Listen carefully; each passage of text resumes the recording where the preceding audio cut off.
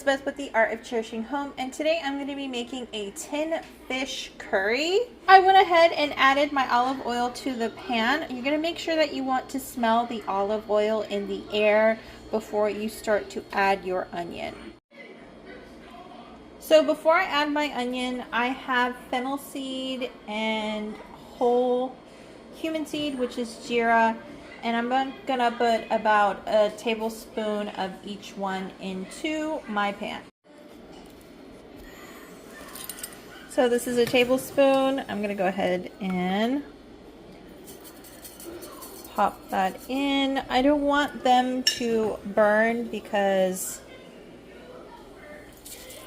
it will give the curry a super bitter taste, so you want to make sure that they're toasted.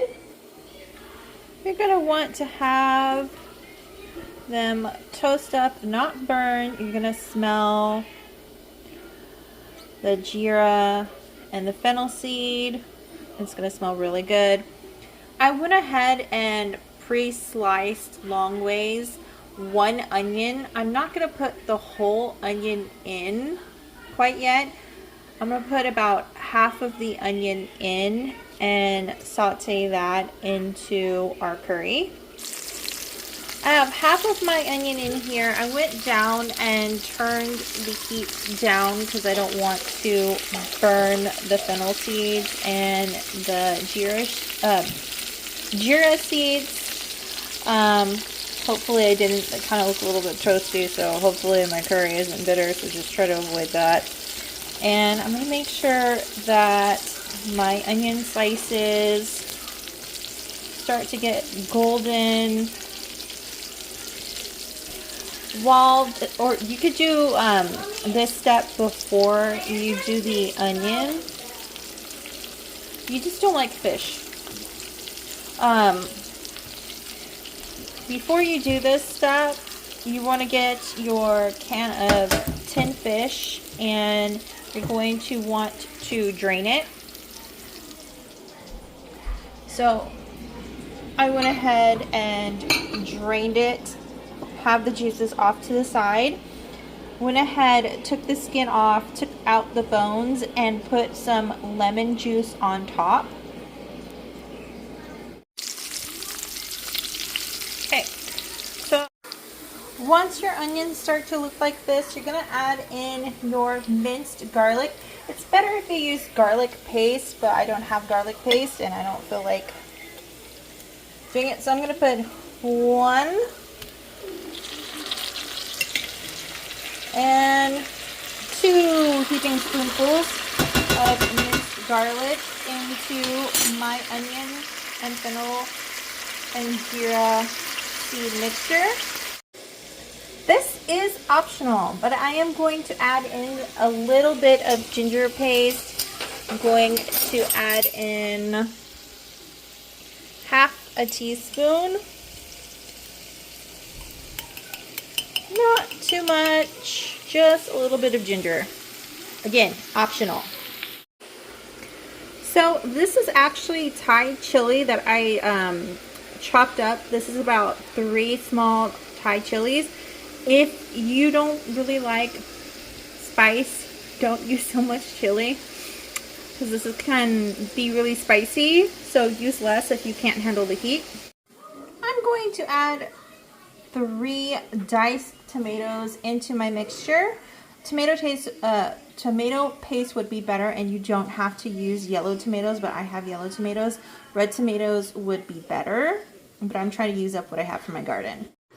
I went ahead and added in the 3 tomatoes that have been diced. Again, red tomatoes would be better, but I have a ton of big boy yellow tomatoes. So my curry might taste a little sweeter because they're a little bit sweeter variety, but they're less acidic. So we're going to see how this turns out. So just again, use red. So my tomatoes have started to kind of reduce down and get a little bit more mushy. So I'm going to start to add in my seasonings and spices.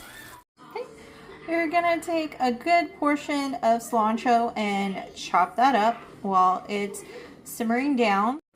You're gonna have this off to the side to add into later. So I'm gonna use 2 bay leaves. If you have curry leaves, go ahead and use your curry leaves. I just don't have curry leaves today, so bay leaf it is. So we have the bay leaf in. I'm going to add in a teaspoon of turmeric. So it's not labeled, but it's a hot masala garam mix. So, you know, use whatever masala mix that you like. I'm going to add in a teaspoon of jeera. And I'm adding in a teaspoon in. So this chili powder is atomic levels of hotness. So I'm not going to add in a ton. So it's probably going to be like less than half a teaspoon. Like, you see, I'm not even using like half of a teaspoon of it because it's just too hot. My husband is like, no. Okay, because I have yellow tomatoes in, it's not going to look the color that it should be if you have red tomatoes. I'm going to add in some paprika for color, about a teaspoon of paprika. That is a teaspoon in. I'm going to go ahead and mix that in. I'm going to add in salt and pepper as well. Salt and pepper is to taste, so just remember you need to have your own measurements for salt and pepper. Salt and pepper is added in. We are now going to add in our fish. So this is about 2 cans of fish. This is the tin fish that I use, just in case you're wondering. So I've cooked it for a little bit. It's starting to incorporate. Now I'm going to add in the canned juice that I set aside. I'm going to put that in, and I'm going to put in the cilantro. Okay. The cilantro is added in. I'm going to add in the rest of the onion. I added more salt and pepper to the mixture. I think I'm going to add in a little bit more of the hot masala, just because it's a little bit sweeter than I anticipated because of the yellow tomatoes. I'm going to add half a teaspoon of the hot masala mixture in. You might not have to do this if you used red tomatoes, but because I used a sweeter tomato, it kind of gives it more of a sweeter flavor. So just be aware of that when you're cooking it. I went ahead and added a little bit more paprika just for color correction. There we go. Now it tastes better. It tastes less sweet. I'm going to go ahead and cover it. And I'm going to let it reduce down and cook down and get it more thicker, less watery. And we're going to have roti with this. You can totally do rice with this. My husband likes his curry to be a little bit more drier when it comes to tin fish curry. And I agree, I think it tastes better. But if you want it a little bit more watery, you can do it a little bit more watery. It's whatever you want, it's your food.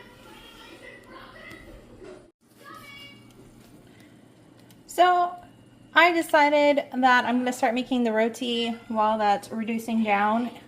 This is the brand that we like to use. If you like to use a different brand, go ahead and use a different brand. But honestly, I love this brand. It is so buttery and it is so much easier than sitting there and making fresh roti, which my husband does love, and Sometimes I spoil him and I do make fresh, but I don't make them round. So I just like to use this because it's easier, it's faster, it's quicker. I get them from our local Indian grocery store. So just pop in, go buy some. They're pretty affordable and they're delicious, and you can use them anytime. Don't forget to stir your curry so that way it doesn't burn and stick to the bottom. I did that a while ago. I'm gonna go ahead and press down and flip. Okay, I like to use cast iron for my roti. I feel like it gives it a nice crispiness, but you gotta be careful because it will burn really quickly and fast. And this is what the final product is going to look like. It's a little bit more drier, less wet. I hope you try it out and tell me what you like about it. Of course, use red tomatoes. I just had yellow tomatoes to use up. I hope you have a great day, and thanks for watching. Bye!